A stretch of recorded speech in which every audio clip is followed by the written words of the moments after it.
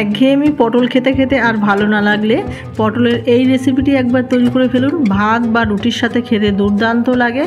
নমস্কার বন্ধুরা, ইউনিক শিল্পীস কিচেনে আপনাদের সবাইকে স্বাগত। চলুন তাহলে বন্ধুরা পটলের এই রেসিপিটা কিভাবে করছি ঝটপট দেখে নিই।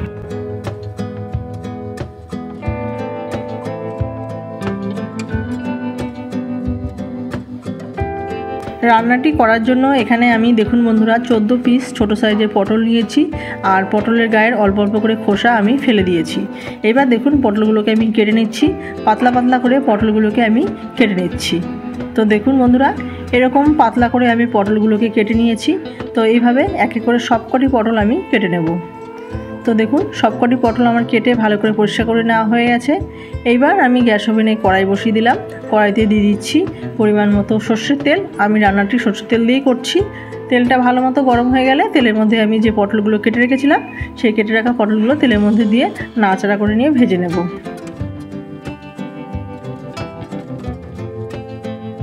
পটলগুলোকে আমি ভালো করে নাড়াচাড়া করে নিচ্ছি। দেখুন বন্ধুরা আগে একটু নাড়াচাড়া করে ভেজে নিই, তারপরে আমরা এর মধ্যে লবণ অ্যাড করব।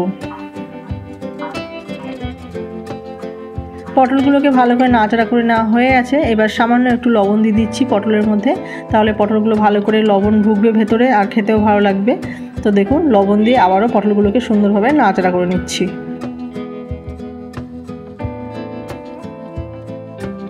লবণ দিয়ে পটলগুলো ভালো করে নাড়াচাড়া করে নেওয়া হয়ে গেছে। এবার একটু ঢাকনা চাপা দিয়ে রাখছি 3 থেকে 4 মিনিটের জন্য।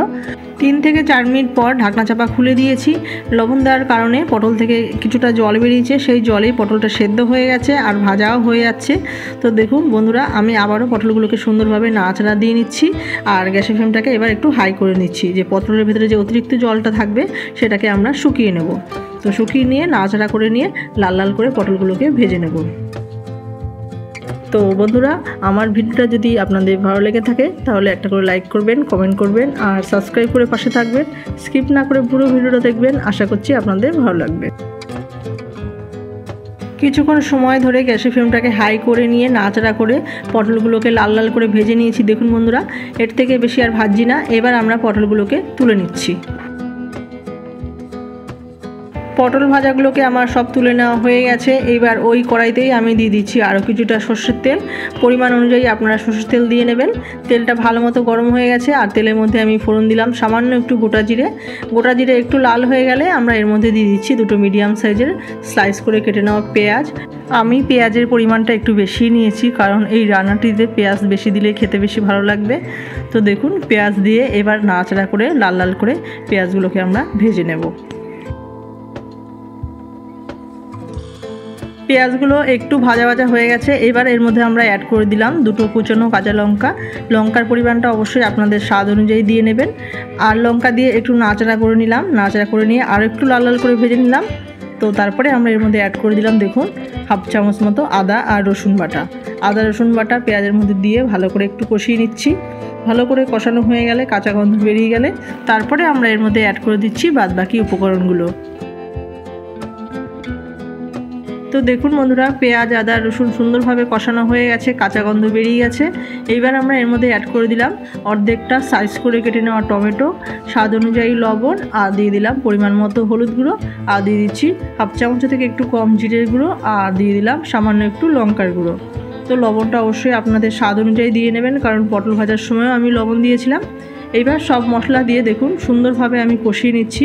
গ্যাসের ফ্লেমটাকে একদম লো করে নিয়ে মশলাগুলোকে সুন্দরভাবে কষিয়ে নিচ্ছি।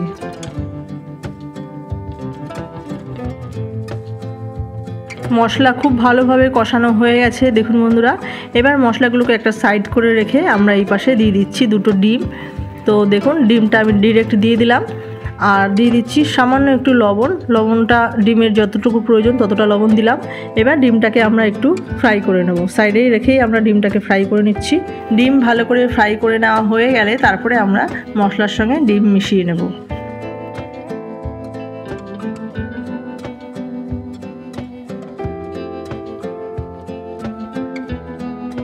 2 মিনিট মতো ডিমগুলোকে ভালো করে ফ্রাই করে নিয়েছি। ফ্রাই করে নিয়ে এবার ডিমগুলোকে আমরা মশলার সঙ্গে মিশিয়ে নেব।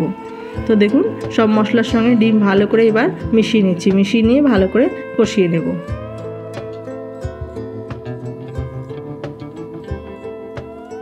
ডিম আর মশলা ভালো করে মিশিয়ে সুন্দরভাবে কষিয়ে নেওয়া হয়ে গেছে। এইবার আমরা এর মধ্যে অ্যাড করে দিচ্ছি যে আগে থেকে পটলগুলোকে ভেজে রেখেছিলাম সেই ভেজে রাখা পটলগুলোকে দিয়ে ভালো করে আবারও ডিম মশলার সঙ্গে পটলগুলোকে মিশিয়ে নাড়াচাড়া করে নেব।